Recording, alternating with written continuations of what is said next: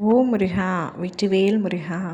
வேலுண்டு வினையில்லை, மயிலுண்டு பயமில்லை. என் அன்பு தங்கமே, உனக்காக ஒரு நல்ல தகவலை உன்னிடம் சொல்வதற்காகவே உன் அப்பா நான் நீண்ட நேரம் காத்திருக்கின்றேன். இன்னும் சிறிது நேரமே காத்திருப்பேன். அதற்குள் கேட்டுவிடு தங்கமே. திருச்செந்தூர் ஆலயத்தில் வந்து என்னை கண்மூடித்தனமாக கண்குளிர தரிசனம் செய்ய வேண்டும் என்ற உன் மனக்குறியை நான் நன்கு அறிவேன். உன் உள்ளம் துடிக்கின்றது. ஆனால் உன் சூழ்நிலைகள் உன்னை தடுத்து நிறுத்துகின்றன. அதற்கு காரணம் உன் கர்ம வினைதான். நீ ஆலயம் வந்து உன் கர்ம வினைகளை எரிந்து விடுவாயோ என்ற பயம். மாயை உன்னை சோதிக்கிறது. ஆனால் நான் உன்னை கைவிட மாட்டேன். எனவே என் அன்பு தங்கமே, நீ விரதமிருந்து தினமும் மாலை விளக்கேற்றி வைத்து கந்த சஷ்டி கவசம் பாடி என்னை நினைவு கூர்ந்து வா. அவ்வாறு செய்தால் எந்த தடைகளும் உன் வழியில் வராது. உன் விருப்பங்கள் நிச்சயமாக விரைவில் நிறைவேறும்.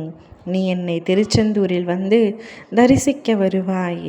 கூட்டம் எவ்வளவு இருந்தாலும் அதை தாண்டி நீ என்னை காண்பாய். அப்பொழுது நான் உனக்கு அந்த பூரண தரிசனத்தை மனப்பூர்வமாக அருளுவேன். பொறுமையாய் காத்திருக்கும் உன் கவலையை நான் உணராமல் இல்லை. அனைத்தும் உணர்கின்றேன். மற்றவர்களால் நீ வஞ்சிக்கப்பட்டாலும் நீ என்னை நோக்கி நம்பிக்கையோடு வருகிறாய். ஆகையால் உன்னை காக்க நான் வந்திடுவேன். உன்னை கைவிடாமல் நான் பாதுகாப்பேன்.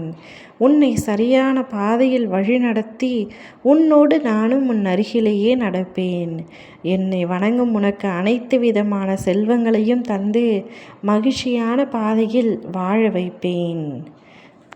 வாழ்க்கையில் மாற்றமே இல்லையப்பா, ஒரு நல்ல மாற்றத்தை தாருங்கள் அப்பா என்று கேட்கின்றாய். வாழ்க்கையின் எந்த நிமிடத்திலும் மாற்றம் நிகழலாம். கடைசி தருணத்திலும் நல்லது உன்னை வந்து சேரும். ஆகவே மனதில் சுமைகளை ஏந்தி வருந்த வேண்டியதில்லை. உன்னோடு நான் இருக்கின்றேன் என்பதே உன் பலம்.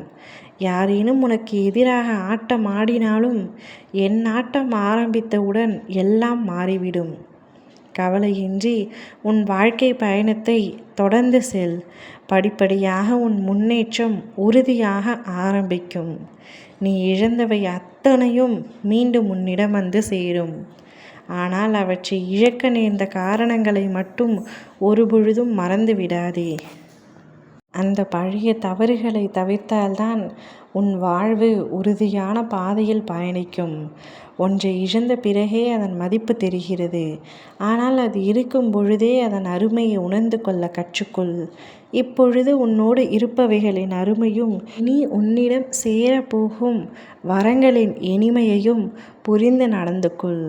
உனக்கு கிடைக்கும் ஒவ்வொரு சிறிய வாய்ப்பையும் அன்போடு பாதுகாத்துக்கொள்.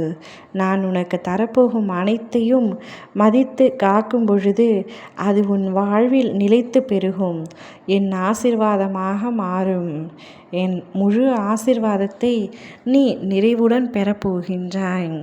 உனக்கான நல்ல நல்ல விஷயங்கள் அத்துணையும் உன் வீடு தேடி வரும். ஓ முருகா!